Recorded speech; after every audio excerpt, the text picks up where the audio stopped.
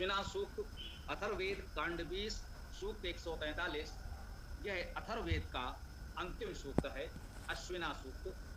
ओम तम वाम रथम वयम अद्याहुवेम पृथोज्रयम अश्विना संगतिम वो यह सूर्यां वहति बंधुरायु गिर्वाहसं पुरुतमं वसूयुम्। अश्विना तुम्हारे उस रथ को हम लोग आज आह्वान करें, विस्तृत जय वाणी संगम हो जो वहन करे सूर्या स्वामी विज्ञान वासुदेय गमन।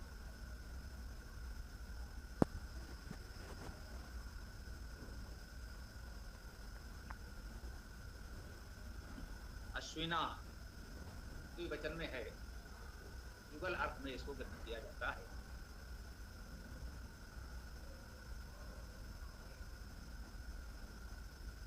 अश्विना सूक्त है, अश्विना देवता है, अश्विना ही इसमें प्रमुख है। ये तो जो भी संबोधन होगा, वर्णन होगा, वह अश्विना का होगा। ओम तम वाम रथम वयम अद्याहुवे, तम उसको, वाम तुम्हारे, सर्वनाम है दोनों, तम और वाम। रथम रथ को, रथ रम धातु से बनता है, रमणीय होना, रथम रमणीयता को ऐसा भी कह सकते हैं। वयम हम लोग, ये भी सर्वनाम है। अद्या अद्य आज अव्यय है। हुए हु धातु है, वे धातु का अर्थ है आह्वान करना, बुलाना। हु धातु का अर्थ है आदान प्रदान करना और दान करना। सामान्यता इसमें आह्वान करने का अर्थ है। तो कह रहे हैं कि हम लोग तुम्हारे उस रथ का आह्वान करते हैं। देवता अश्विना है तो अश्विना से कह रहे हैं कि हम लोग तुम्हारे उस रथ का, रथ यहाँ स्पष्ट है कि रूपक है, उस रथ के रूप में हम क्या चाहते हैं यह बताया जाएगा।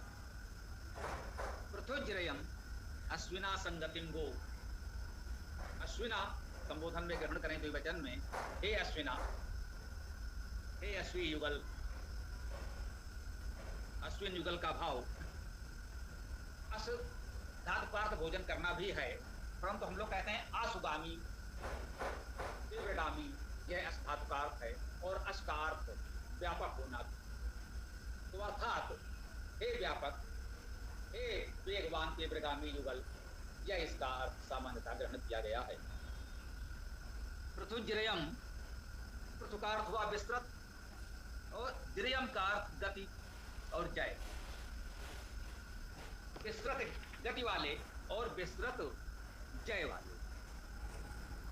पृथु धातु का अर्थ तो विस्तार करना है, तो विस्तृत हो गया पृथु। द्रयम में द्रि धातु का अर्थ भी जीतना है, जय पाना, वृद्ध होना, जीर्ण होना आदि है। पृथुज्रयम का अर्थ हुआ व्यापक गति युक्त, व्यापक वेगवान, व्यापक जय करने वाले, विजयी। हम उस व्यापक जयशील, व्यापक वेगवान का आह्वान कर रहे हैं। संगतिम को, जो संगति, संगति को सम उपसर्ग और गति अर्थात सम्यक गति, और संगति का एक अर्थ संगति हो जाना, मिल जाना भी है। संगति करना, साथ होना, मिलना, अगर भाग में मिलते हैं तो उसके विशेष अर्थ बनते हैं दोनों भी। तो सम्यक गति भी कह सकते हैं, और संगति का अर्थ साथ होना भी, साथ चलना भी कह सकते हैं। वो इसका अर्थ है शब्द, वो धातु का अर्थ है शब्द करना, इसी से बना है गो शब्द। गोतर और गौतम शब्द भी वेद में मिल जाए। अत्यंत शब्दशील, बहुत उत्तम उपदेश करने वाले। तो यहाँ पर अश्विना के रथ का आह्वान किया जा रहा है। रथ रमणीय तो है, हमारे आवागमन का, गतिशीलता का साधन है। एक रूपक के माध्यम से हम आह्वान कर रहे हैं कि हे अश्विना, हे युगल, हे वेगवान व्यापक युगल, जो तुम्हारा रथ है वो कैसा है? वो व्यापक वेगवान है, व्यापक विजय कराने वाला है, संगत कराने वाला है, और उत्तम उपदेश करने वाला है। ऐसी जो रमणीयता है, ऐसा जो रथ है, आज हम उसका आह्वान करते हैं। अर्थ की क्या विशेषताएं हम चाहते हैं, यह जो सूर्याम, सूर्या को, सूर्या सूर्य जानते हैं, सुप्रसवे उत्पन्न करने के अर्थ में, सृजनशीलता के अर्थ में सुधातु है। दीर्घ उकार सुधातु का अर्थ प्रेरणा करना भी है, ऐश्वर्य होना भी है सुधातु का अर्थ। तो सुधातु का अर्थ सृजन और ऐश्वर्य है, सुधातु का अर्थ प्रेरणा करना है। तो ऐश्वर्यवान और प्रेरणादायी सूर्या को, यह सूर्याम जो सूर्या को अर्थात सृजनशील प्रेरणादायी ऐश्वर्यवान को वहति वहन करता। जैसा कि भी हम लोगों ने जाना कि रथ रमणीय है और वह आवागमन का साधन भी है। वह रथ वहन करता है, हमको ले जाता है। तो किसको ले जाता है? यह सूर्याम पर, वह सूर्या को ले जाता है। सृजनशील है, ऐश्वर्यवान है, पराक्रमी है, प्रेरणादायी है, उसको वह ले जाता है। और कैसा है? बंधुरा यू, वो बंधु को मिलाने वाला। तो बंधन संबंध बंधु होता है, उसमें बा होता है, इसमें वा। ये बंधु होने के कारण इसमें हम लोगों ने धातु वन ग्रहण की है। वन धातु का अर्थ शब्द करना, सेवा करना, सहायता करना आदि है। एक वन धातु का अर्थ स्मरण करना, वन बीज उगना, उत्पन्न होना भी है। जानते वन कहते हैं जहाँ खूब बीज उगते हैं, उत्पन्न होते हैं। वन क्षेत्र का मतलब है सघन वन, बहुत अधिक वृक्ष वनस्पतियों वाला क्षेत्र, उसी को तो वन कहते हैं। इन सारे गुणों को समेटते हुए बंधु, इसमें समस्त गुण हो उसे हमने बंधु कहा। और बंधु, बंधुरा यू, उसको मिलाने वाला, जितने गुणों से युक्त है उन सबको मिला दे, उसे बंधुरायु कहा गया। यहाँ बंधुरा और यु को अवग्रह कर दिया गया है, थोड़ा अलग कर दिया गया है, इससे अर्थ स्पष्ट हो जाए। बंधु आयु जैसा कोई विच्छेद न करे, क्योंकि परंपरागत रूप से पदपाठ में इसको ऐसे ही ग्रहण किया है, इसीलिए हम लोगों ने भी इसको इसी रूप में ग्रहण किया है। तो इसका अर्थ हम यही लेंगे, बंधुरायु अर्थात बंध धातु से शब्द करना, सेवा करना, स्मरण करना आदि और उत्पन्न होना, इन सब गुणों को यु अर्थात मिलाने वाला। यु धातु का अर्थ मिलाना और अलग करना दोनों में। यहाँ पर हम इन गुणों को मिलाने की ही बात करते हैं, इन गुणों को अपने से अलग करने की बात तो करेंगे नहीं। तो जब धातु के दोनों अर्थ हैं, तो जहाँ जो उपयुक्त होगा वो ग्रहण करेंगे। हो सकता है कहीं हम दोनों अर्थ ग्रहण कर सकें, ऐसे भी मंत्र होते हैं जहाँ ऐसा शब्द आता है तो विपरीतार्थक दोनों धातुओं के दोनों अर्थ हम ग्रहण कर लेते हैं। यहाँ पर हम एक अर्थ ग्रहण कर रहे हैं, मिलन करने का, मिलाने का, अलग करने का अर्थ नहीं लेंगे। इन सारे गुणों को, बंधु के गुणों को मिलाने वाला है। और वो गिरवाहसम है, वाणी को वहन करने वाला। गिर वाहसम, ये गिर वाणी है और वाहसम वहन करने वाला, बिल्कुल स्पष्ट कर दिया गया है यहाँ पर। गृह धातु का अर्थ सींचना, समझना, जानना भी है, और गृह धातु का अर्थ शब्द करना भी है।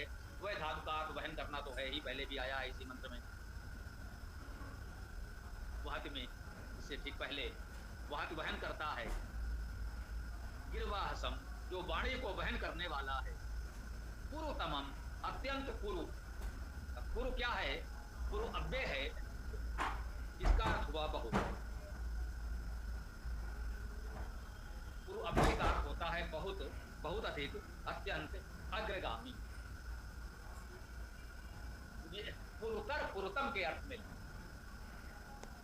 और पुर धातु का अर्थ अग्रसर होना, आगे जाना आदि होता है।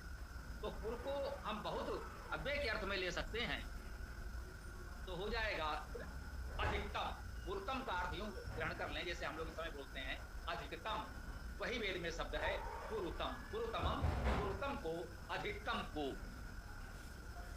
या पुर धातु का अर्थ यदि पुरु होना, अग्रसर होना लेंगे तो उसको कह सकते हैं अत्यधिक अग्रसर, आगे जाने वाले को। दोनों अर्थ ग्रहण कर सकते हैं, स्वीकार्य हैं। वसुयुं में वस धातु तो स्पष्ट है, वसना, निवास करना। और यू फिर यू का अर्थ मिलाना, अलग करना है। तो वसुयुं का अर्थ यही होगा जो हमें वास देने वाला हो, निवास देने वाला हो, मिलाने वाला हो, वही अर्थ हम ग्रहण कर सकते हैं। तो इस मंत्र में हम लोगों ने जाना कि एक तो यहाँ देवता में अश्विना है, द्विवचन में है, युगल अर्थ में ग्रहण किया गया है। वैसे विद्गत रूप से मैं ये कहना चाहूँगा, सामान्यता वेद के अध्येता ये जानते हैं कि वेद मंत्र में व्याकरण इतनी बधी हुई नहीं होती, वैसे भी संस्कृत व्याकरण में अश्विना तो द्विवचन में नहीं होता, अश्विनव होता, वहां अश्विनव होना चाहिए, परंतु वेद में अश्विना भी द्विवचन में स्वीकार्य होता है, जैसे अब ये भी कह सकते हैं व्याकरण का इतना बंधन नहीं है तो अश्विना को हम द्विवचन क्यों माने, अनेक स्थानों पर विसर्ग का लोप होकर अश्विना जैसे पद बहुवचन में भी हो जाते हैं, कहीं एक वचन में भी हो जाए तो कोई बहुत बड़ा। तो यहाँ पर हमें मुख्य रूप से शाब्दिक अर्थ ग्रहण करने का प्रयास करना है अश्विना का, तो जो व्यापक है वेगवान है वो एक हो, युगल हो, अनेक हो, ये उतना महत्व मेरे विचार से नहीं है, परंतु युगल का अर्थ लेकर लोगों ने बहुत अच्छी प्रेरणाएं ग्रहण करने का प्रयास किया है। लोगों ने मान लिया युगल हैं तो वे ईश्वर और उपासक हो सकते हैं, गुरु शिष्य हो सकते हैं, पिता पुत्र हो सकते हैं, राजा मंत्री हो सकते हैं आदि। तो विभिन्न प्रकार के युगल उसमें ग्रहण कर लिए गए, जिनका दृष्टिकोण व्यापक हो, वो वेगवान प्रगतिशील हो, उन सभी युगलों को इसके साथ ग्रहण किया गया है, ग्रहण किया जा सकता है, किया जाना चाहिए, इसमें कोई हानि नहीं है, जितना व्यापक अर्थ किया जा सके उत्तम है। तो इस मंत्र की चर्चा को अब हम यहाँ विराम दे सकते हैं, आगे आप लोगों को वो कुछ भी कहना है जो विचार प्रश्न रखने हैं रख सकते हैं। तो